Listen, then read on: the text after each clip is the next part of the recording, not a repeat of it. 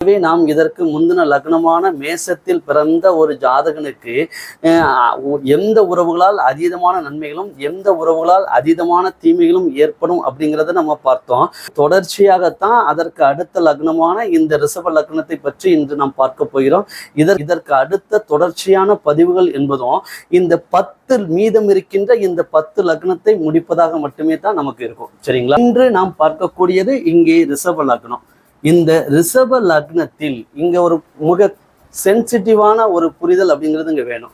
இந்த ரிஷப லக்னத்தில் ஒரு ஜாதகன் இங்கே பிறந்திருக்கிறான் என்றால் அந்த ரிஷப லக்னத்தின் லக்னாதிபதி இங்கே 6ஆம் பாவகத்தின் அதிபதியாகவும் இங்கே வருவதால் இந்த லக்னத்தில் ஆட்சி பெற்றிருக்கின்ற அந்த லக்னாதிபதி என்பவர் இங்கே 6ஆம் பாவகத்தோடும் தொடர்பு கொள்வார் என்பதால் 6 அந்த சுக்கிரனுக்கு மறைவில்லை என்பதாலும் இதன் கூடவே இந்த லக்னத்தினுடைய இளைய சகோதர காரகத்தை சொல்லக்கூடிய அந்த 3ஆம் பாவகத்தின் அதிபதியான இந்த சந்திரன் என்பவர் ஒரு ஜாதகனுடைய 3ஆம் பாவகத்தின் அதிபதி என்பவர் இந்த ஜாதகனுடைய வீரியத்தையும் அந்த வீரியத்தினால் அவன் செய்யக்கூடிய முயற்சியையும் அந்த முயற்சியினால் அவன் கிடைக்கக்கூடிய வெற்றியையும் அந்த வெற்றியினால் அவன் கிடைக்கக்கூடிய பெயரையும் கீர்த்தியும் புகழையும் சொல்லக்கூடிய 3ஆம் பாவகத்தின் அதிபதியே நல்லா புரிஞ்சுக்கணும். அந்த 3ஆம் பாவகத்தின் அதிபதியே இந்த லக்னத்திற்கு இது ஸ்திர லக்னம் என்பதால் இந்த லக்னத்திற்கு மாரகஸ்தானத்திற்கும் அதிபதியாக வருகிறார். இந்த ரிஷப லக்னம் என்பது ஒரு ஸ்திர லக்னம் என்பதாலும் இந்த லக்னத்தினுடைய 3ஆம் பாவகத்தின் அதிபதி இந்த சந்திரன் என்பவர் இங்கே மாரகஸ்தானத்திற்கும் அதிபதியாகவும் கூடுதலாகவே வந்து விடுவதால் இந்த மாரகஸ்தானத்தின் அதிபதியான இந்த சந்திரன் என்பவர் இந்த லக்னத்தில் உச்சம் பெறுவதால் இந்த லக்னத்தில் அவர் உச்சம் பெறுவதால் இந்த லக்னாதிபதியும் இங்கே 6ஆம் அதிபதியாகவும் இங்கே அமைந்து விடுவதால் இந்த ஜாதகனுடைய முயற்சிகள் என்பது அவனுக்கு அவனே இங்கே எதிரியாக அமையக்கூடிய தன்மை என்பது இங்கே இருக்கும். சரிங்களா? பொதுவாகவே ஒரு ரிஷப லக்னத்துல ஒருத்தர் பிறந்திருக்கிறார் அப்படின்னா எப்போதுமே அவருடைய மனதில் என்ன இருக்கும் அப்படின்னு பார்த்தீங்கன்னா இந்த மாரகத்தை சொல்லக்கூடிய ஒரு நோய்களை பற்றின ஒரு சிந்தனைகள் என்பது அவருடைய மனதில் எப்போதுமே இருக்கும். அந்த சிந்தனைகள் என்பது ஒரு விழிப்புணர்வாக இருக்கிறதா அல்லது அது உண்மையானவே ஒரு அச்ச உணர்வாக இருக்கிறதா அப்படிங்கிறது இங்கே இந்த லக்னத்திற்கு நடக்கக்கூடிய அந்த தசா என்பது அங்கே முடிவு செய்யும். சரிங்களா? ஒரு யோக தசை போயிட்டு இருக்கு, சனி தசை போயிட்டு இருக்கு அப்படின்னா அப்போ அவருடைய மனதில் இப்போ என்ன இருக்கும் அப்படின்னா ஒரு ஆட்கொள்ளி நோய், மிக பெரும் நோய்களை பற்றி ஒரு சிந்தனைகள் இருக்கும். அப்போ அந்த சிந்தனைகள் என்பது அந்த நேரத்தில் அந்த சனி யோகாதிபதி தசை அப்படிங்கிறதுனால அது ஒரு விழிப்புணர்வா இருக்கும். சரிங்களா? அதே நேரத்தில் இங்கே சந்திரதசை போயிட்டு இருக்கு, இல்லைன்னா சுக்கரதசை போயிட்டு இருக்கு. அந்த சுக்கரதசையில சந்திரபுத்தி, சந்திரதசையில சுக்கரபுத்தி அப்படிங்கிற நேரத்தில் அவருக்கு ஒரு அச்ச உணர்வு இருக்கும். அந்த அச்ச உணர்வை இங்கே மருத்துவத்திட்ட போய் டெஸ்ட் பண்ணோம் அப்படின்னா அது உண்மையாக இருக்கும். சரிங்களா? மிக எளிமையாக நம்ம இங்க புரிஞ்சுக்கணும் அப்படின்னா இந்த மருத்துவத்திற்கும் ஜோதிடத்திற்கும் உள்ள ஒற்றுமையை மிக எளிமையான முறையில புரிஞ்சுக்கணும் அப்படின்னா நம் முந்தைய தமிழர்களுடைய மருத்துவவியல் என்பது இங்கே ஜோதிடவியலாகவே கலந்தே இருந்தது. அப்போ அவர்கள் மிக எளிமையான முறையில் இந்த ஜாதகனுக்கு என்ன நோய் என்பதை அங்கே வருவதற்கு முன்பாகவே அவர் இங்கே முடிவு செய்யக்கூடிய அந்த தகுதியில் இருந்தார்கள் என்பதுதான் அங்க உண்மை. ஆனா இதை யாருமே இங்க ஏத்துக்க மாட்டாங்க. இப்போ சித்த மருத்துவத்தெல்லாம் மிக தரக்குறைவா சொன்னவங்களுக்கு இந்த கொரோனா வந்ததுக்கு அப்புறம் என்ன பண்ணாங்க அப்படின்னா இப்போ தரக்குறைவா பேசுறதை விட்டுட்டாங்க. மாரகஸ்தானத்தின் அதிபதியான இந்த சந்திரன் என்பவர் இங்கே லக்னத்தில் உச்சம் பெறுவதால் லக்னாதிபதி என்கின்ற இந்த சுக்கிரன் என்பவர் இந்த லக்னத்திற்கு 6ஆம் அதிபதியாகவும் வந்து விடுவதால் ஜாதகனுடைய மனதில் எப்போதும் ஒரு ஆட்கொள்ளி நோயினை பற்றின ஒரு பயம் என்பது இருந்து கொண்டே தான் இருக்கும் என்பதும் இங்கே ஒரு கூடுதலான ஒரு பதிவை நம்ம அங்க பார்க்கிறோம். சரிங்களா? இந்த ஏன் எதற்காக இந்த சந்திரனையும் சுக்கிரனையும் இங்கே இணைத்து சொல்கிறோம் என்றால் இந்த சந்திரன் என்பது எந்த பாவகத்தில் அமர்ந்திருக்கின்றதோ அந்த பாவகம் இந்த லக்னத்திற்கு அவயோக பாவகமாகவே இருந்தாலும் கூட அது ராசியாக இங்கே சொல்லப்படுகிறது. அந்த பாவகத்தின் அதிபதி என்பவர் இங்கே ராசிநாதன் என்று சொல்லப்படுகிறார். அப்போ அந்த ராசிநாதன் என்பது இங்கே எந்த அளவுக்கு முக்கியத்துவமானது, இந்த சந்திரன் அமரக்கூடிய பாவகம் என்பது எந்த அளவுக்கு ஒரு முக்கியத்துவம் பெறுகிறது அப்படிங்கிறதை நாம் அங்க உணர்ந்துக்கணும். சரிங்களா? ஆனா இந்த சந்திரனே இந்த லக்னத்தில் லக்னத்திற்கு மாரக ஸ்தானத்திற்கு அதிபதியாகவும் வந்து இந்த லக்னாதிபதியும் நோயை கொடுப்பதற்கு கடமைப்பட்டவராகவும் இங்கே அமைந்து விடுவதால் இந்த ஜாதகனுக்கு மிக பெரும் எதிரியாக இங்கே அமைவார்.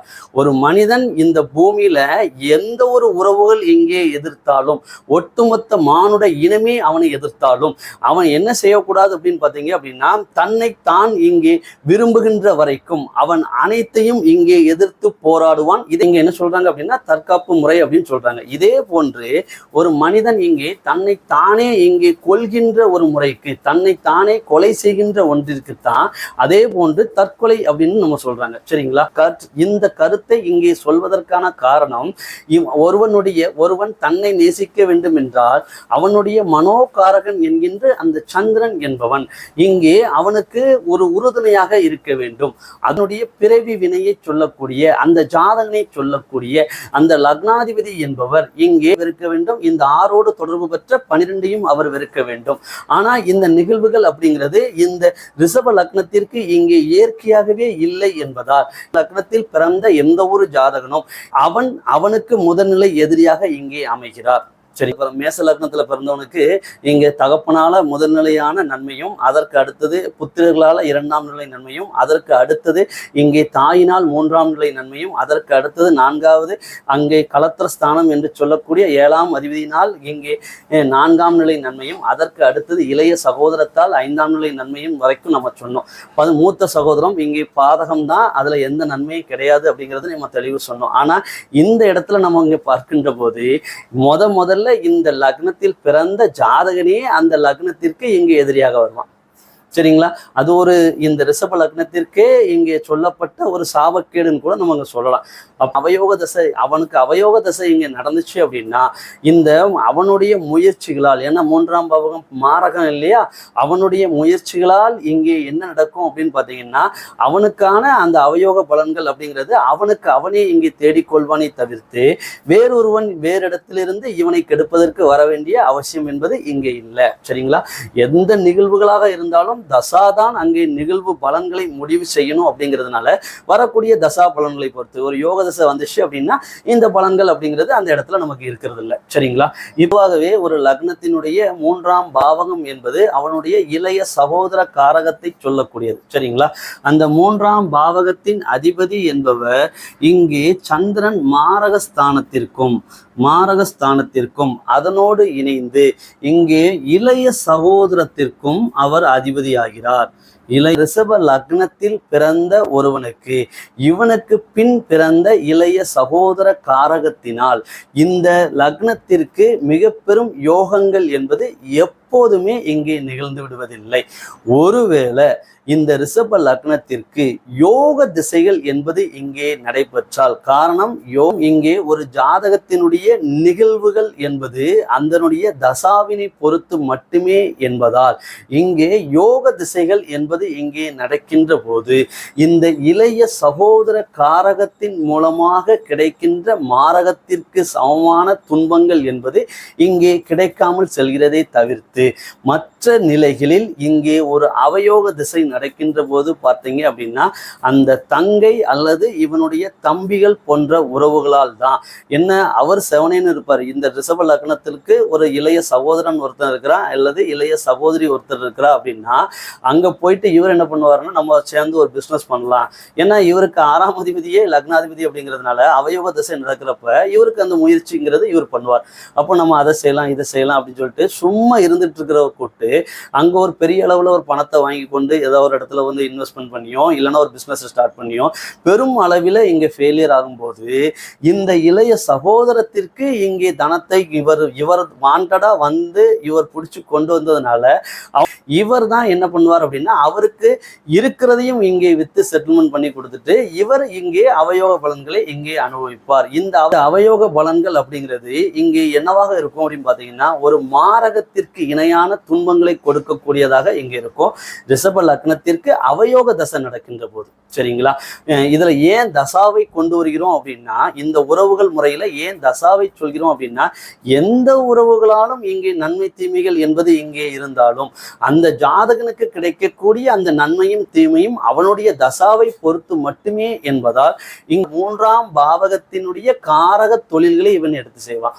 ஒரு டீ கடை வைக்கலாம், அல்லது ஒரு நீர் சம்பந்தமான ஒரு பிஸ்னஸை ஸ்டார்ட் பண்ணலாம் அப்படிங்கிற அளவில் பெருமளவு இன்வெஸ்ட்மெண்ட்டை வந்து இவன் இன்வெஸ்ட் பண்ணி பெரும் ஃபெயிலியர் அப்படிங்கிறது அந்த இடத்துல நமக்கு இவருக்கு நிகழும், சரிங்களா? அல்லது இதுதான் கான்செப்ட். இப்போ இதே நேரத்தில் இந்த சந்திரன் என்பவர் ஒருவேளை இந்த லக்னத்தில் உச்சம் பெற்ற நிலையில் அமர்ந்திருந்தால், இந்த சந்திரன் என்பவர் இங்கே உச்சம் பெற்ற நிலையில் அமர்ந்திருந்தால், இந்த ரிஷப லக்னத்திற்கு இங்கே இளைய சகோதரம் என்பது இங்கே சகோதரி என்கின்ற தன்மையை மேலோங்கி காட்டும். காரணம் என்ன? இந்த சுக்கிரன் என்பது ஒரு பெண்ணை குறிக்கக்கூடியது, அழகை குறிக்கக்கூடியது. இந்த சந்திரன் என்பதும் ஒரு கவர்ச்சியும் ஒரு நளினத்தையும் இணைத்து சொல்லக்கூடியது. அப்போ இந்த சுக்கிரனுடைய வீட்டில் இந்த சந்திரன் என்பது இங்கே உச்சம் பெற்று இருந்து இங்கே இளைய சகோதர பாவகத்தையும் அது இணைத்து சொல்வதால் இங்கே இந்த லக்னத்தில் பிறந்த அந்த ரிஷப லக்னத்தில் ரிஷப ராசியில் பிறந்த அந்த ஜாதகனுக்கு ஒரு அழகிய ஒரு இளைய சகோதரி என்கின்ற ஒரு பெண் என்பவள் இருப்பாள் அப்படிங்கிறது இங்கே சொல்லப்பட்ட விதியாக இருக்கு, சரிங்களா? இந்த இடத்துல எனக்கு அங்க இல்லையே அப்படின்னு நீங்க கேட்டீங்க அப்படின்னா, இந்த 3ஆம் பாவகம் எந்த கிரகங்களால் இங்கே பார்க்கப்படுகிறது அப்படிங்கிறதையும் நாம இங்க இணைச்சு பார்க்கணும். ஏன் அப்படி சொல்றோம் அப்படின்னா, இந்த பலன்கள் என்பது இங்கே பொதுவான பலன்கள். ஒரு மாங்கனி அப்படின்னு எடுத்துக்கிட்டோம் அப்படின்னா ஒரு இனிப்பு சுவை அப்படிங்கிறது நமக்கு நினைவு வருது இல்லை? அதே மாதிரி ஒரு ரிஷப லக்னம்னு எடுத்துக்கிட்டா இந்த அமைப்பு இருக்கும்போது இந்த அமைப்புகளில் சார்ந்த உறவுகளில் இந்த உறவுகளில் தான் இவனுக்கு நன்மை. அப்போ ஒரு ரிஷப லக்னம் எடுத்துக்கிட்டா இந்த ரிஷப லக்னத்துல இந்த இளைய சகோதர காரகத்தால் ஒரு தீமையும், அந்த தொடர்ந்து நம்ம இங்க பார்க்க போறோம் இல்லையா, இந்த உறவுகளால் நன்மைகளும் தீமைகளும் கலந்தும் என்பது இங்கே பொதுவாகவே நாம் இங்கே ஒரு ஜாதகத்தை பார்க்கும் போது நம் நினைவுக்கு வரக்கூடிய பொது பலன், சரிங்களா? ஆனா அப்போ இங்க மாங்கனிகள் அனைத்தும் ஒரே சுவையை உடையதாக இங்கே இருப்பதில்லை. அப்போ இங்கே விதிவிலக்குகள் என்பது, இந்த பொது பலனிற்கான விதிவிலக்குகள் என்பது அந்த சுய ஜாதகத்தில் அங்கே இருக்கும், சரிங்களா? இந்த பொதுவா இங்க பார்க்கின்ற போது இந்த லக்னத்தினுடைய இங்கே இந்த லக்னத்தில் இந்த சந்திரன் என்பவர் இங்கே உச்சம் பெற்றிருக்கின்ற போது ஒரு அழகிய ஒரு இளைய சகோதரி என்பது அங்கே இருக்கும். அதனோடு இணைந்து இந்த சந்திரன் என்பது இங்கே உச்சம் பெறுகின்ற போது இந்த மாரகஸ்தானம் தான் அப்பமும், சரிங்களா? அதனால இங்க இன்னொருக்கும் பார்த்தீங்கன்னா அந்த சகோதரியுடன் இணைந்து ஒரு பெரும் தொழிலை செய்து அந்த தொழிலில் ஒரு தோல்வியை இங்கே அடையக்கூடியவராகவும் ஒரு மனக்கசப்பை இங்கே ஏற்படக்கூடிய நிகழ்வுகளும் இங்கே நடக்கும். காரணம், இந்த சந்திரன் என்பது இங்கே மாரகஸ்தானத்தின் அதிபதியும் இந்த லக்னாதிபதியே இங்கே 6ஆம் அதிபதியும் அப்படிங்கிறதுனால அந்த பகையும் வெறுப்பும் இங்கே இயல்பாகவே இங்கே நடந்துவிடும். இறுதியில் அதன் முடிவு என்பது அதுவாகத்தான் இருக்கும், சரிங்களா?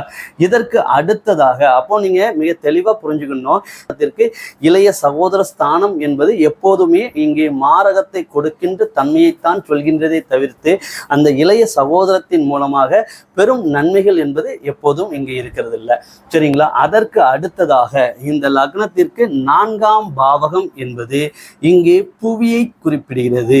இது சிம்மம் அப்படிங்கிறது உண்மைதான், சரிங்களா? அது சிம்மம் தான்.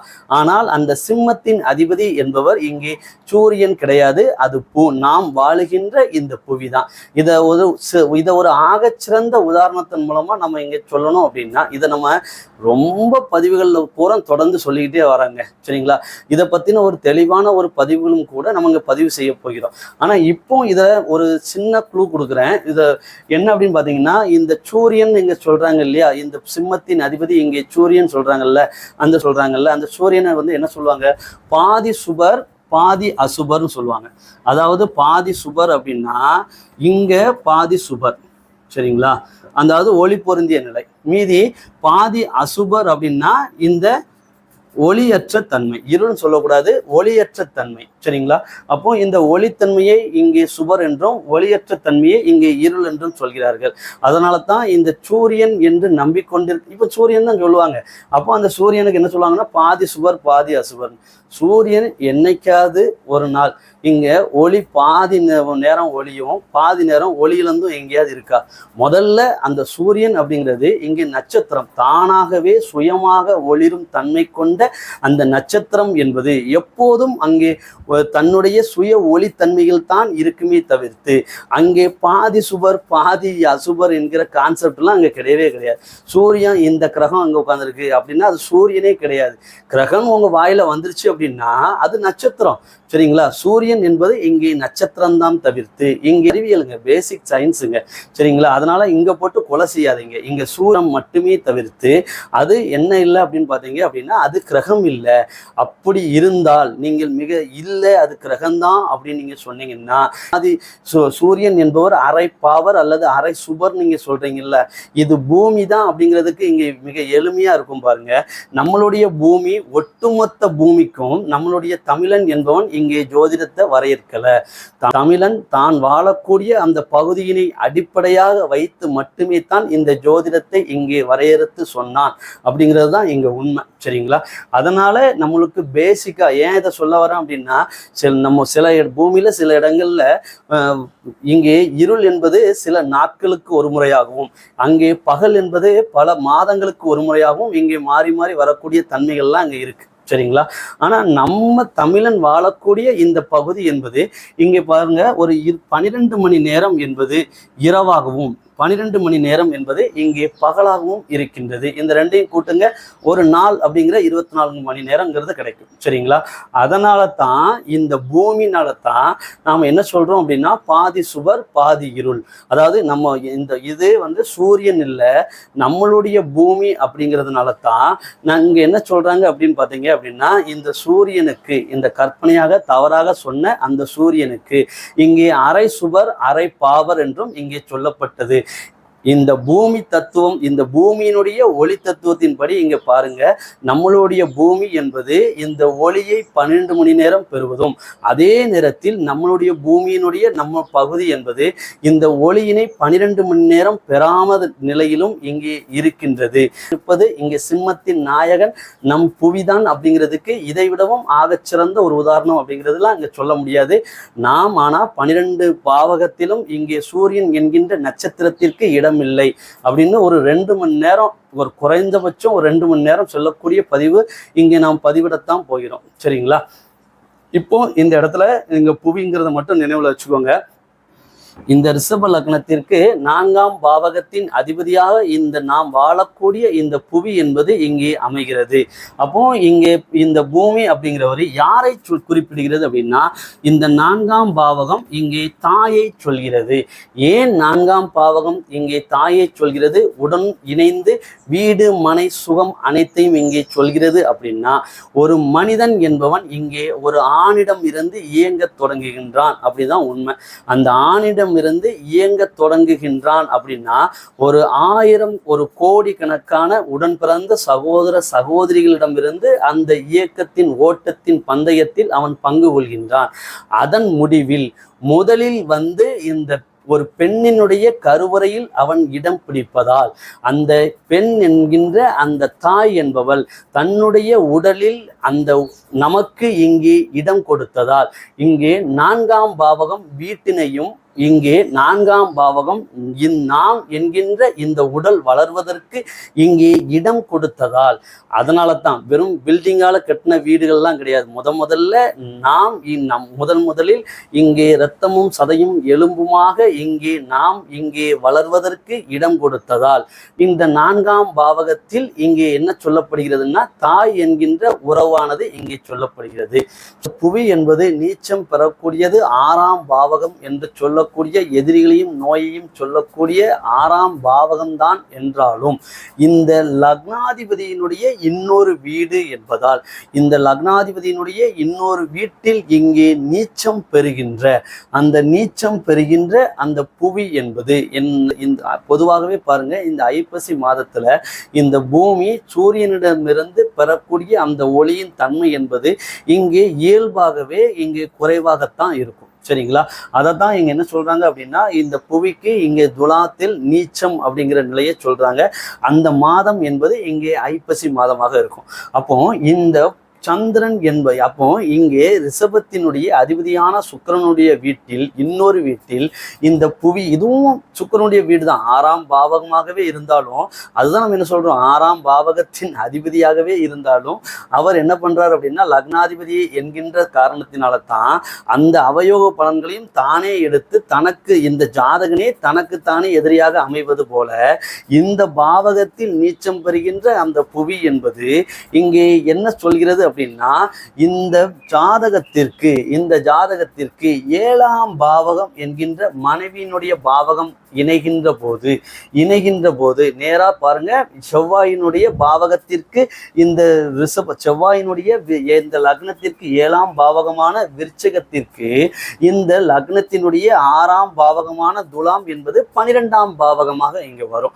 அப்போ இங்கே 12ஆம் பாவகம் என்பது விரயத்தையும் இங்கே இணைத்து சொல்லும். அப்போ இந்த லக்னத்தில் பிறந்த ஒரு ஆணுக்கோ, இந்த ரிஷப லக்னத்தில் பிறந்த ஒரு ஆணோ அல்லது ரிஷப லக்னத்தில் பிறந்த ஒரு பெண்ணோ, சரிங்களா, இந்த ஆண் பெண் எதுவாக இருந்தாலும் சரிதான், இவர்களுக்கு திருமணம் என்கின்ற அந்த 7ஆம் உறவுகள் என்பது இங்கே இணைகின்ற போது இந்த 7க்கு இந்த துலாம் என்பது இங்கே 12 ஆகி விடுவதால் இங்கே விரயம் என்கின்ற நிலையை அடைகிறது.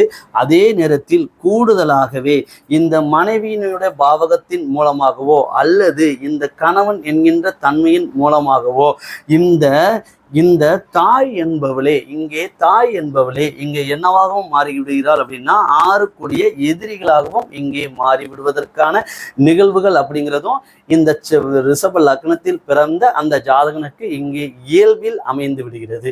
சரிங்களா, அப்போ இங்கே தாயினாலும் நீங்க என்னங்க அவனாலையும் அவனுக்கு நன்மை இல்லை, அதற்கு அடுத்து பார்த்தீங்கன்னா இளைய சகோதரத்தினாலையும் அவனுக்கு நன்மை இல்லை, ஏன்னா மாறவும். அதற்கு அடுத்தது இங்கே பார்த்தீங்க அப்படின்னா புவியில் இங்கே மிகப்பெரிய உறவாக சொல்லக்கூடிய, உன்னத உறவாக சொல்லக்கூடிய அந்த தாயினாலும் இவருக்கு நன்மை இல்லையா அப்படின்னு கேட்டீங்க அப்படின்னா நிச்சயமாக இந்த நிகழ்வு அப்படிங்கிறது இந்த ரிஷப லக்னத்தில் பிறந்தவர்களுக்கு இங்கே இயல்பில் அமைந்து விடுகிறது.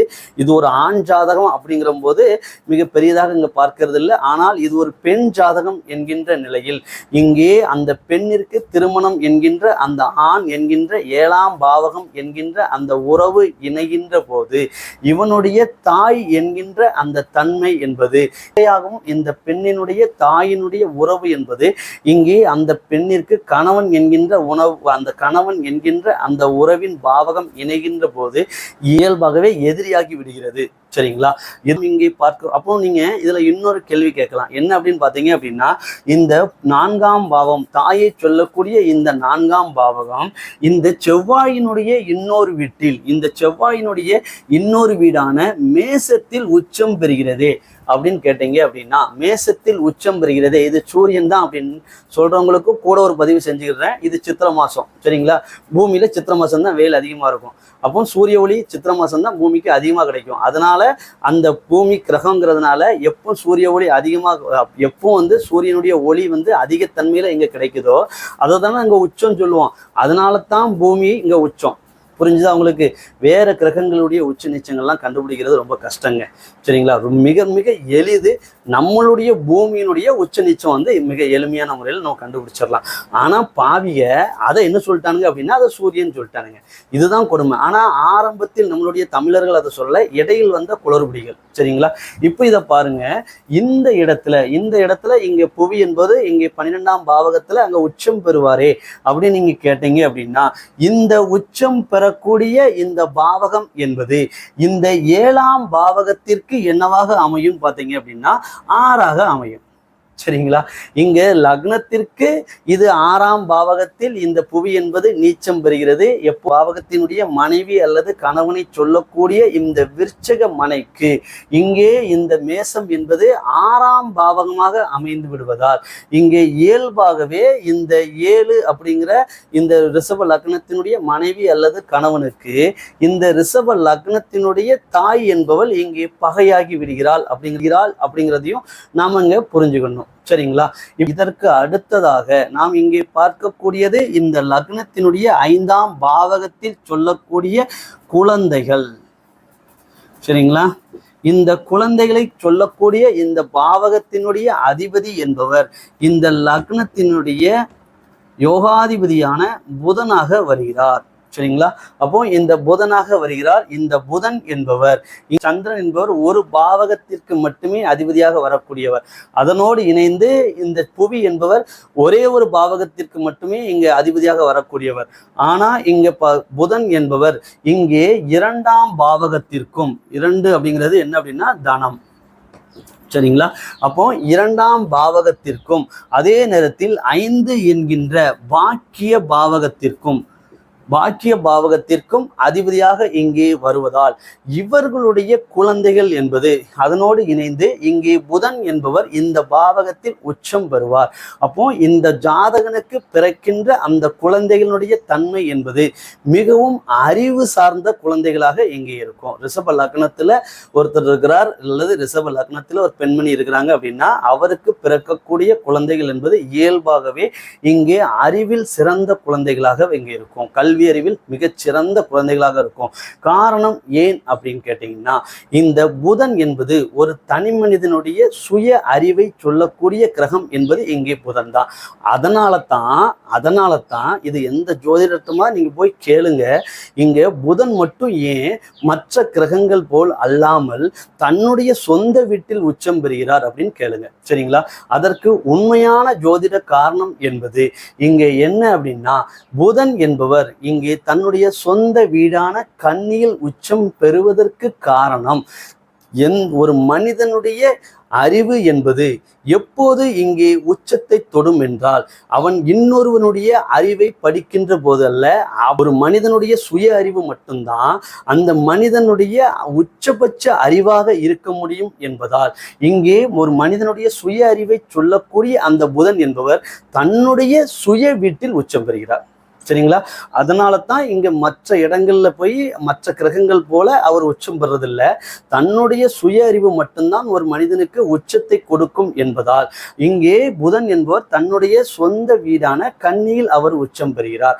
அப்போ இந்த கன்னியில் உச்சம் பெறுகின்ற இந்த பாவகம் என்பது இந்த லக்னத்திற்கு 5ஆம் பாவகமாக அமைந்து அது குழந்தைகளை சொல்வதால் இவர்களுக்கு இந்த ரிஷப லக்னத்தில் பிறந்த இந்த ஜாதகனுக்கு பிறக்கின்ற அந்த குழந்தைகள் என்பது இங்கே பாக்கியங்கள், அந்த குழந்தை பாக்கியங்கள் என்பது மிகவும் அறிவு சார்ந்த ஒரு குழந்தையாகவும் அதனோடு இணைந்து இந்த குழந்தைகளால் இவருடைய அந்திம வயது காலத்திற்கு பிறகு இந்த குழந்தைகளால் இவர்கள் தனத்தை பெறுகின்ற ஒரு கொடுப்பனையும் இயல்பாகவே இந்த ரிஷப லக்னக்காரங்க பெறுவாங்க.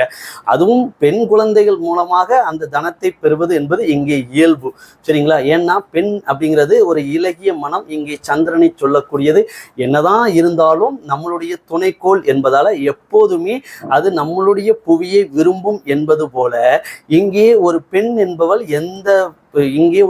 என்பவள் எப்போதும் இங்கே இந்த பெற்றோர்களை அவள் விரும்பிக் கொண்டே இருப்பாள். இந்த சந்திரன் என்பது இங்கே எந்த ஒரு ஒளித்தன்மையில் இருந்தாலும் அதனுடைய ஒளித்தன்மையை இந்த புவிக்கு மட்டுமே கொடுக்கின்ற ஒரு தார்மீக ஒரு அர்ப்பணம் செய்கின்ற ஒரு சுயநலமற்ற தன்மையையும் இங்கே இணைத்து சொல்வதால் இந்த புவியில் பிறந்த ஒரு பெண் என்பவள் எப்போதுமே ஒரு தியாக செம்மலாக இருக்கிறாள் என்பதும் இந்த பிரபஞ்சம் இந்த ஜோதிடம் என்பது ஒரு மானுட வாழ்வியல் அப்படிங்கிறதுனால ஒரு பெண் ஏன் எப்போதும் ஒரு இலகிய மனத்தோடு இருக்கிறார், பெண் ஏன் எதற்காக இலகிய மனதோடு இருக்கிறாள், தியாகத்தின் சின்னமாக இருக்கிறாள் அப்படிங்கிறதுக்கும் இந்த சந்திரன் ஒரு உதாரணம். சரிங்களா? இந்த பெண் குழந்தை தனக்கு பிறந்த பெண் குழந்தைகள் மூலமாக இங்கே தனத்தை பெறுகிறான் இந்த ரிஷப லக்னக்காரன் அப்படிங்கிறது பொதுவா இயல்புல எந்த லக்னமாக இருந்தாலும் இது சாத்தியம்தான். ஆனா இந்த ரிஷப லக்னத்தில் பிறந்த அந்த ஜாதகனுக்கு பிறக்கின்ற ஆண் குழந்தைகளாலும் கூட இவருடைய அந்திம வயதில் இங்கே இவர் தனத்தை இந்த குழந்தைகளுடைய தனத்தை அனுபவிக்கக்கூடிய தன்மையிலும் இங்கே தகுதியிலும் அவர் இருப்பார் அப்படிங்கிறது இங்க ஒரு உண்மை. சரிங்களா? அப்போ நீங்க மிக எளிமையான முறையில இப்பவுமே உங்களுக்கு ஒரு சின்ன புரிதல் கிடைச்சிருக்கும். இங்கே மாரகத்தை சொல்லக்கூடிய இந்த சந்திரன் என்பது எப்போதும் பகையை மட்டுமே கொடுப்பதால் 3ஆம் சகோதர காரகத்தின் மூலமாக எப்போதும் நன்மை இல்லை அப்படிங்கிறதுல டிஸ்குவாலிஃபைடு இளைய சகோதர காரகம் வாங்கிட்டார். இந்த ஜாதகனுக்கு லக்னாதிபதியே இங்க நன்மை இல்லை. அவராலே அவருக்கு அங்க நன்மை இல்லை அப்படிங்கிற போது இளைய சகோதரத்தாலையும் அங்க இணைந்து நன்மை இல்லை. சரிங்களா? அதற்கு அடுத்தது இங்க பாத்தீங்க அப்படின்னா இந்த புவி என்பது இங்கே வந்து 4ஆம் பாவகத்தின் அதிபதி என்பதால் இங்க அவரு இங்க போட்டியில இருக்கிறாரு. ஆனா இனத்திற்கு தாயை சொல்லக்கூடிய இந்த 4ஆம் பாவகத்தின் அதிபதியான அந்த புவியை இங்கே பின்னுக்கு தள்ளி அந்த ரிஷப லக்னத்திற்கு தாயினுடைய உறவை பின்னுக்கு தள்ளி இந்த ரிஷப லக்னத்திற்கு பிறந்த குழந்தைகளுடைய உறவுகள் என்பது அந்த நன்மைகள் என்பது இந்த குழந்தைகளால் பெறக்கூடிய நன்மைகள் என்பது இந்த தாயை விடவும் இங்கே அதிகமாக இருக்கும் என்பது இங்க நம்ம இயல்பா புரிஞ்சுக்கலாம். சரிங்களா? அதனோடு இதற்கு அடுத்ததாக இந்த போட்டியில் இங்கே இந்த முதலிடத்தில் இருக்கின்ற இந்த குழந்தை பாவகத்தோடு இங்கே இணைந்து போட்டியிடுபவர் இங்கே யார் அப்படின்னு பார்த்தீங்க அப்படின்னா இந்த லக்னத்திற்கு கணவனோ அல்லது மனைவியோ சொல்லக்கூடிய 7ஆம் பாவகத்தின் உறவுகள். சரிங்களா? மனைவி அல்லது கணவன். ரிஷப லக்னத்திற்கு 7ஆம் பாவகத்தின் அதிபதியாக வரக்கூடிய இந்த செவ்வாய் என்பவர் இங்கே எந்த கிரகத்தில் இங்கே அடங்குவார் அப்படின்னா எதற்கும் அடங்காத அந்த செவ்வாய் என்பவர் இங்கே எந்த கிரகங்களுக்கு அடங்குவார் அப்படின்னு நம்ம பொதுவாக ஜோதிடர்கிட்ட கேட்டீங்க அப்படின்னா அது புகழ்ல உச்சத்துல இருக்க ஜோதிடராக இருந்தாலும் சரி, ஒரு தெருவில் ஒரு முடுக்குக்குள்ள பக்கத்து வீட்டுக்காரருக்கே இவர் ஜோதிடரா அப்படின்னு தெரியாத ஒரு ஜோதிடராக இருந்தாலும் சரி, என்ன சொல்லுவாங்க அப்படின்னா அந்த கிரகம் அந்த செவ்வாயை அடக்கக்கூடிய நல்ல காது கொடுத்து கேளுங்க அந்த கிரகம் எந்த கிரகம்? சூரியன் அப்படிம்பானுங்க. ஜெய் சூரியன்கிறது இங்க கிரகமே கிடையாதுடா. அந்த சூரியன் அப்படிங்கிறதுல எல்லா நம்மளுடைய சூரிய குடும்பத்தில் இருக்கிற அனைத்து கிரகங்களுமே இங்க அடக்கம்தான். நீங்க வந்து அந்த சூரியனை கிரகம்னு சொல்லாதீங்க, காது கொடுத்து இங்க கேட்க முடியல. சரிங்களா? அப்போ மிக உன்னதமான இங்க வந்து ஒரு புரிதல் அப்படிங்கிறது இங்க வேணும். இது வந்து ஒரு வளர்ந்த ஒரு மனுஷனுக்கு தேவையான ஒரு புரிதல்லாம் கிடையாதுங்க. என்னுடைய 3வது பையன் எல்கேஜி படிக்கிற பையன்ட்ட கூப்பிட்டு இங்க கேட்டா கூட இங்க வா இந்த சூரியன்கிறது ஸ்டாரா பிளானட்டான்னு கேட்டோம்னா நம்ம இங்க சூரியன்கிறது இங்க ஸ்டாரா பிளானட்டா அப்படின்னு நம்ம கேட்டோம் அப்படின்னா எப்போ அது ஸ்டாருப்பா அப்படின்னு சொல்லிட்டு போயிடுவான். அப்போ எவ்வளவு ஒரு முட்டாள்தனத்துல நாம அங்க மூழ்கி இருக்கோம் பார்த்துக்கோங்க. நீங்க வந்து தன்னைத்தான் நீங்க உணர்ந்துக்கோங்க. சரிங்களா?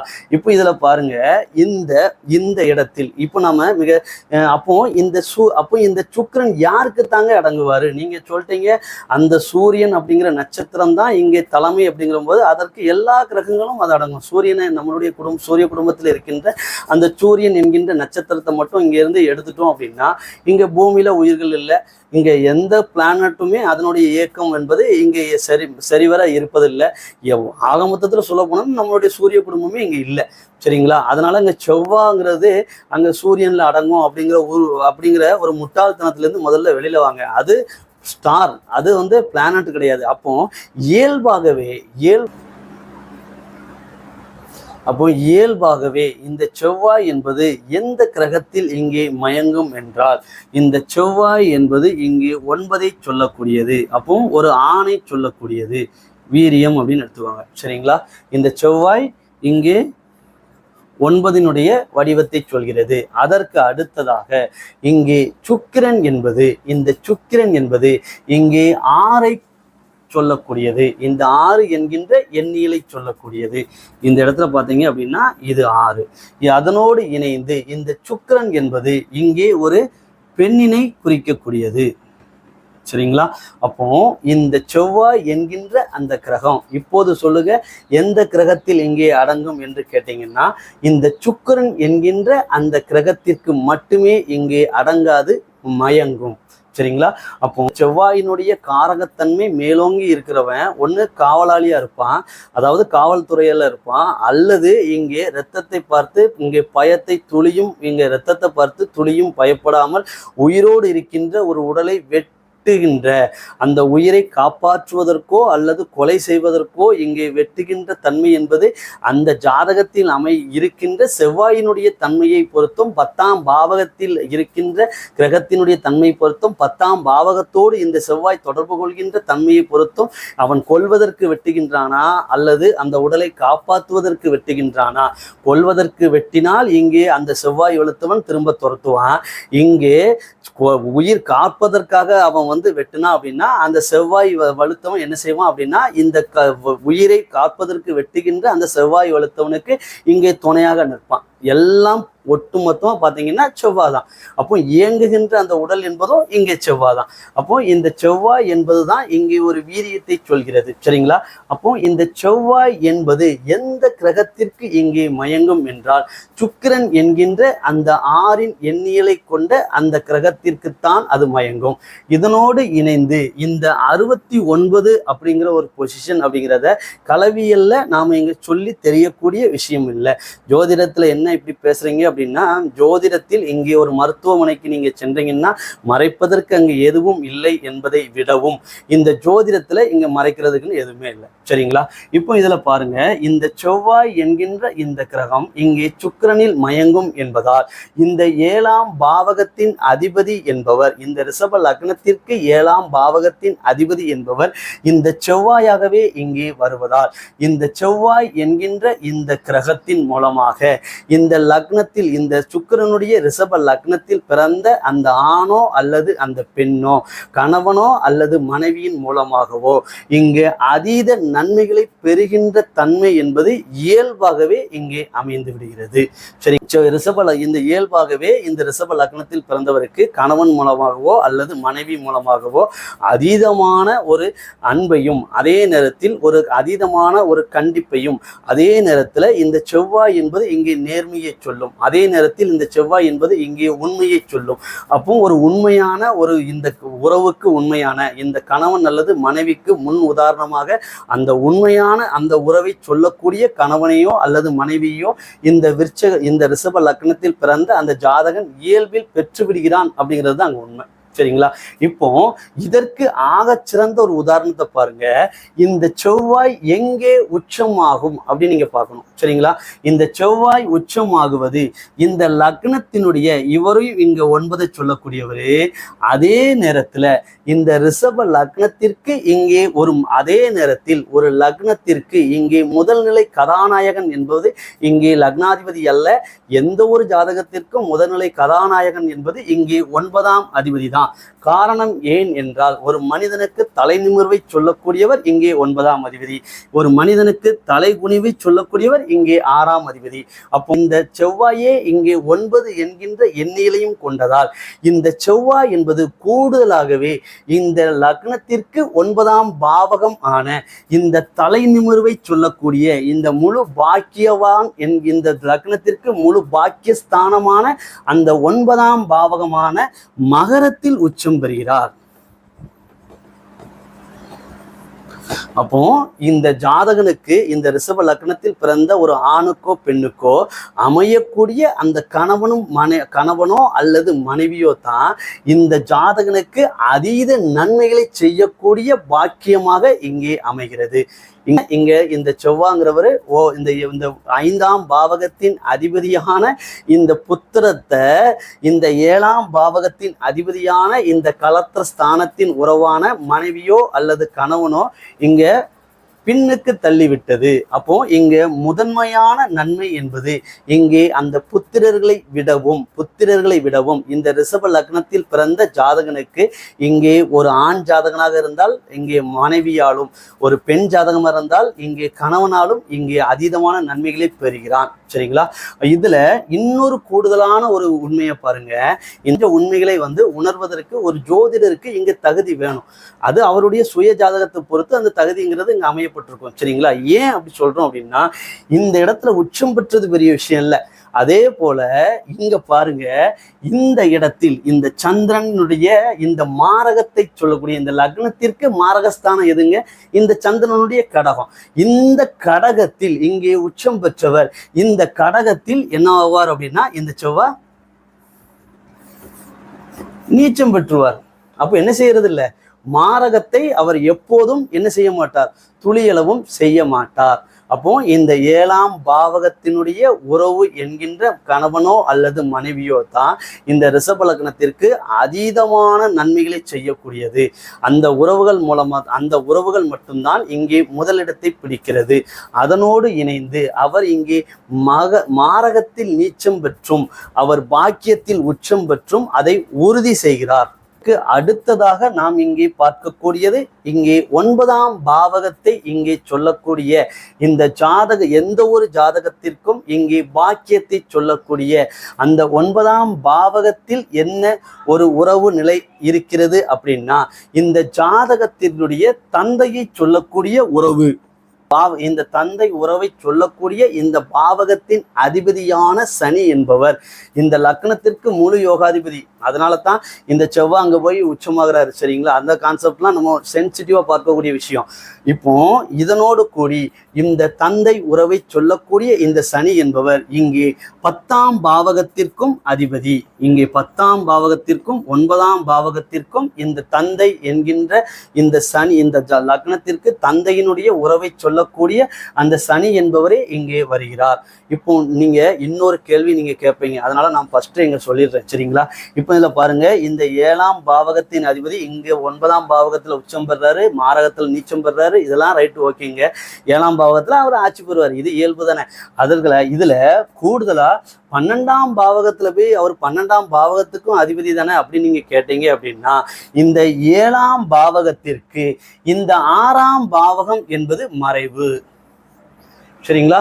அப்போ இந்த 7ஆம் பாவகத்திற்கு இந்த பாவக விதியின்படி இந்த 7ஆம் பாவகத்திற்கு இந்த 12ஆம் பாவகம் என்பது மறைவு தான். இங்கே சுக்கிரனுக்குத்தான் மறைவு கிடையாதை தவிர்த்து 6ஆம் பாவகம் இங்கே விருச்சிகத்தின் அதிபதியான இந்த செவ்வாய்க்கு அவருடைய இன்னொரு வீடானது இங்கே மறைவு தான். சரிங்களா? அதனால இங்க 12ஆம் பாவகத்தை நீங்க தூக்கி பார்க்க வேண்டிய அவசியம் இல்லை. இங்க மட்டும் நீ பார்க்க அப்படின்னா இங்கே சுக்கிரனுக்கு 6ஆம் பாவகம் மறைவு கிடையாது. சரிங்களா? அதனால தான் அவர் நோயை கொடுக்குறாரு. இயல்பாகவே அவர் 6 என்கின்ற எண்ணிலையும் கொண்டிருக்கிறதுனால. சரிங்களா? இப்போ இதுல பாருங்க, பாவகத்தின் அதிபதியான இந்த ஜாதகனுக்கு இந்த தந்தையை சொல்லக்கூடிய இந்த சனி என்பவர் இங்கே 10ஆம் பாவகத்திற்கும் அதிபதியாக இங்கே வந்து விடுகிறார். அப்போ இந்த 10க்கும் 9க்கும் அதிபதியான இந்த சனி இந்த எந்த இடத்தில் இங்கே உச்சம் பெறுகிறார் அப்படின்னா இங்கே 6ஆம் பாவகத்தில் இந்த சுக்கிரனுடைய இன்னொரு பாவகமான இந்த லக்னாதிபதி சுக்கிரனுடைய இன்னொரு பாவகமான 6ஆம் பாவகமான துலாத்தில் இந்த சனி என்பவர் இங்கே உச்சம் பெறுகிறார்.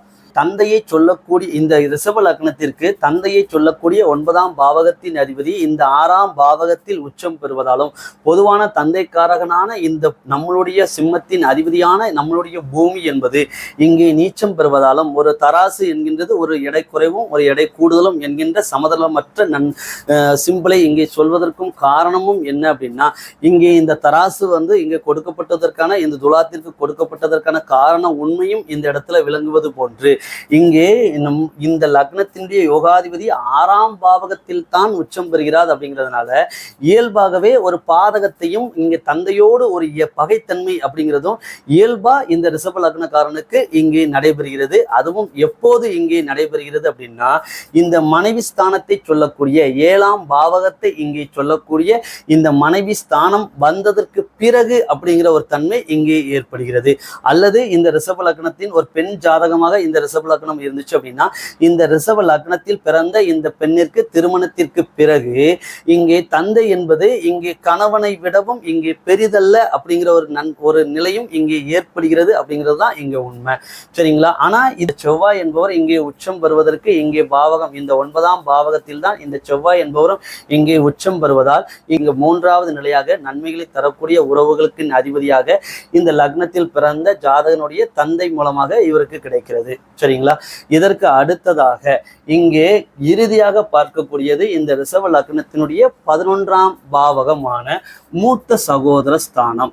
இந்த மூத்த சகோதர ஸ்தானம் என்பது என்னடா பேசிட்டு இருக்கிற போது நம்ம சிரிக்கிறோம் அப்படின்னு பார்த்தோம் அப்படின்னா இந்த லக்னத்திற்கு இந்த லக்னத்திற்கு இங்க அவயோகி கிடையாது. ஆனா இந்த லக்னாதிபதிக்கு ஒரு பகையான ஒரு கிரகம் என்பது இங்கே குரு. அதனே நேரத்தில் இந்த 11ஆம் அதிபதியான மூத்த சகோதர காரகத்தின் கிரகமான இந்த குரு என்பது எங்க போய் உச்சமாகுது பாருங்க. இங்க இந்த குரு என்பவர் மூத்த சகோதர ஸ்தானத்தை சொல்லக்கூடிய இந்த குரு என்பவர் இந்த மாரக ஸ்தானத்தில் தான் அவர் உச்சம் பெறுகிறார். இந்த ஒன்னே போதுங்க. சரிங்களா? மாரக ஸ்தானத்துல உச்சம் பெறுறாரு. அதே நேரத்துல இங்க பாருங்க, இந்த மகரத்துல 9, இந்த 9ஆம் அதிபதி பாக்கியஸ்தானத்துல அவர் என்ன செய்யறாரு, நீச்சம் பெறாரு. அப்போ இந்த அதீதமான இந்த 3ஆம் உறவு என்கின்ற இளைய சகோதரத்தை விடவும் இங்கே அதிகமான துன்பங்களை இந்த ரிஷப லக்னத்திற்கு கொடுப்பவர்கள். இந்த ஒரு பாயிண்ட் போதும், இதுக்கு எதுக்கு வளவலன்னு இதுல பேசுவாங்க. இங்க மாரகத்துல இந்த 11ஆம் பாவகத்தின் இந்த ரிஷப லக்னத்திற்கு மாரக ஸ்தானமான 3ஆம் பாவகத்தில் கடகத்தில் இந்த குரு என்பவர் இங்கே உச்சம் பெறுகிறார். அதாவது 11ஆம் அதிபதி உச்சம் பெறாரு, மூத்த சகோதர ஸ்தானம். அப்போ எப்படி இருக்கும் பாருங்க, மாரகத்துலதான் போய் உச்சம் பெறுது. அப்போ அதனுடைய நிலையை இங்க பாத்துக்கோங்க. அதே நேரத்துல அவர் எங்க நீச்சம் பெறுறதும் பாத்தீங்க அப்படின்னா இங்கே 9ஆம் பாவகத்துல அவர் நீச்சமும் பெறாரு. அப்போ 9ஆம் பாவகத்துல அவர் நீச்சமும் பெறாரு அப்படிங்கிறதுனால இங்க மாரகத்தை மட்டுமே தான் இவர் உச்சம் பெற்று செய்வார். இந்த இளைய சகோதரத்தை விடவும் அதிகமான மாரகத்தன்மையை இங்கே சொல்பவர் இங்கே யாருன்னு பாத்தீங்கன்னா இந்த ரிஷப லக்னத்திற்கு உடன் பிறந்த அந்த மூத்த சகோதரர்கள் தான், சகோதரர்கள் அல்லது சகோதரி. சரிங்களா? அப்போ ரிஷப லக்னத்துல ஒருத்தன் பிறந்திருக்கிறான் அப்படின்னா அவனுடைய மூத்த சகோதரம் என்பது இங்கே ஒரு ஆணோ பெண்ணாகவோ இருந்தாலும் அந்த உறவுகள் மூலமாகத்தான் இவனுக்கு அதீதமான தீமைகள் என்பது முதல் நிலையாக இங்கே ஏற்படும். எப்படி இவனுக்கு மனைவியின் மூலமாக முதல் நிலையான நன்மைகள் என்பது இங்க சொல்லப்பட்டதோ அதற்கு நேர் எதிர்மாறாக இவனுக்கு மூத்த சகோதரத்தின் மூலமாக இங்கே மாரகத்திற்கு நிகரான, ஏன்னா மாரகஸ்தானத்தில் உச்சமும் பாக்கியஸ்தானத்தில் இங்கே நீச்சமும் பெறுவதால இந்த மூத்த சகோதரத்தால் இவனுடைய வாழ்நாள் முழுவதும், ரிஷப லக்னத்தில் வாழ்நாள் பிறந்த ஒருவனுக்கு வாழ்நாள் முழுவதும் இங்கே பாக்கியம் என்பது நீச்சமாகவும் இங்கே மாரகத்திற்கு நிகரான அந்த மாரகஸ்தானத்தில் உச்சம் பெறுவதால் மாரகத்தன்மை என்பது இங்கே உச்சமாகவும் தான் கொடுப்பார்களை தவிர்த்து இவர்களுக்கு இங்கே என்ன இல்லை அப்படின்னு பார்த்தீங்கன்னா இந்த ரிஷப லக்னத்திற்கு அந்த மூத்த சகோதரத்தால் துளியளவும் இங்கே நன்மைகள் இல்லை. சரிங்களா? அப்போ இந்த இடத்துல இந்த ரிஷப லக்னத்துல ஒருத்தன் பிறந்திருக்கிறாங்க அப்படின்னா அவங்களுக்கு அதீதமான நன்மைகளை செய்யக்கூடியதுல முதல் இடத்தை பிடிக்கக்கூடியது மனைவி அல்லது கணவனை சொல்லக்கூடிய 7ஆம் பாவகத்தினுடைய உறவு. சரிங்களா? இவங்களால மட்டும்தான் இவங்களுக்கு அதீதமான நன்மை. அதற்கு அடுத்ததாக இரண்டாவதாக இந்த ஜாதகனுக்கு பிறக்கக்கூடிய குழந்தைகள் மூலமாக அதீதமான நன்மைகளை பெறுவார். அப்போ 2ஆம் இடத்தை அந்த புத்திரஸ்தானம் 5ஆம் பாவகம் கொடுக்கின்ற உறவு சொல்கிறது. இதற்கு அடுத்தது 3வது பரிசு என்பது இந்த ஜாதகனுடைய தந்தையை சொல்கிறது. அப்போ தந்தையால் கிடைக்கப்பெறுகின்ற லாபம் என்பது 3வது பரிசாக கொடுக்கப்படுகிறது. இதற்கு அடுத்தது இங்கே 4வது நிலை என்பது தாயை சொல்கிறது. சரிங்களா? இது ரிஷப லக்னத்திற்கு அதீதமான நன்மைகளை சொல்லக்கூடிய அந்த உறவுகளினுடைய படிநிலைகள் என்பது இதுதான். மனைவியினால முதல் நிலையும், குழந்தைகளால் 2ஆம் நிலையும், தந்தையால் 3ஆம் நிலையும், 4வது தான் தாயால் இங்க கிடைக்கும். சரிங்களா? இதற்கு அடுத்தது இந்த ரிஷப லக்னத்திற்கு அதீதமான தீமைகளை சொல்லக்கூடியதுல முதல் இடத்தை பிடிக்கக்கூடியது இந்த மூத்த சகோதர ஸ்தானம், மூத்த சகோதரம். சரிங்களா? அது ஆணாக இருக்கலாம், பெண்ணாக இருக்கலாம். அப்போ இந்த 11ஆம் பாவகம் கொடுக்கக்கூடிய மூத்த சகோதரத்தின் மூலமாக அதீதமான தீமைகள் எப்போதும் இந்த வாழ்நாள் முழுவதும் இந்த ரிஷப லக்னக்காரனுக்கு இங்கே இருக்கும். யோக தசை நடந்துச்சு அப்படின்னு பார்த்தீங்க அப்படின்னா அது தெரியாது, அவ்வளவுதான். அது அவயோக தசை நடக்கின்ற போது துல்லியமாக அது தெரியும். இங்க ஒரு ஒற்றுமையை பாருங்க. இந்த ரிஷப லக்னத்திற்கு இங்கே பொருள் விரையும் உடலையும் உயிரையும் தவிர்த்து மற்ற விதத்தில் அனைத்து இங்க விரயத்தையும் அவமானத்தையும் கொடுப்பது இந்த குரு தான். அப்போ அந்த குருவை சொல்லக்கூடிய அந்த உறவு என்பதும் இங்க என்னவாக இருக்கு அப்படின்னு பாத்தீங்கன்னா இங்க பலகீனமாகத்தான் இருக்கு. அப்போ இந்த அதனோடு இணைந்து அந்த குரு இங்கே மாரகஸ்தானத்துல 3ஆம் இடத்துல உச்சமும் இங்க பாக்கியஸ்தானத்துல 9ஆம் பாவத்துல நீச்சமும் அவர் இணைந்து அடைவதால எல்லா வழிகளிலும் பாத்தீங்க அப்படின்னா அந்த ஒற்றுமைங்கிறது இங்க இணைஞ்சு வந்துடும். சரிங்களா? இந்த ரிஷப லக்னத்தில் பிறந்தவர்களுக்கு அதீதமான இன்பங்களை கொடுப்பது இங்கே கணவன் அல்லது மனைவி என்கின்ற 7ஆம் பாவகத்தின் உறவு என்பது போல அதற்கு நேர் எதிரான இந்த ரிஷப லக்னத்தில் பிறந்தவர்களுக்கு அதீதமான துன்பங்களை கொடுப்பது இங்க மூத்த சகோதர காரகமான 11ஆம் பாவகத்தின் உறவு தான். சரிங்களா? அதற்கு அடுத்ததாக இந்த ரிஷப லக்னத்திற்கு இங்கே வந்து அவயோக பலன்கள் இங்கே நடக்கின்ற போது மாரகத்திற்கு நிகரான ஒரு துன்பங்களை குறிப்பிட்ட நிலையில் இன்னொரு விஷயம் இங்க புரிஞ்சுக்கணுங்க. இந்த சந்திரன் என்பது இங்க வந்து பாத்தீங்க அப்படின்னா எப்போதும் ஒரு நிலையில் இங்கே இருப்பதில்லை. அந்த சந்திரன் எப்போதும் இந்த சந்திரன் எப்போதும் இங்கே ஒளிநிலையை வந்து மாற்றிக்கொண்டே இருப்பதால் இந்த குரு என்கின்ற 11ஆம் பாவகத்தின் இந்த தீவிரமான பகைத்தன்மை, தீவிரமான அவயோக தன்மையோடு ஒப்பிடும்போது இந்த சந்திரனுடைய இளைய சகோதர காரகத்தினுடைய தீமைகள் என்பது இந்த அவயோக தசா நடக்கின்ற போது மாரகத்திற்கு நிகரான துன்பங்களும், மற்ற நேரங்களில் இங்கே இந்த 11ஆம் பாவக உறவான மூத்த சகோதரத்தோடு ஒப்பிடும்போது குறைவாகவும் இருக்கும். சரிங்களா? அப்போ இரண்டாவது நிலையாத்தான் இளைய சகோதர உறவுகள். சரிங்களா? இதுதாங்க கான்செப்ட்.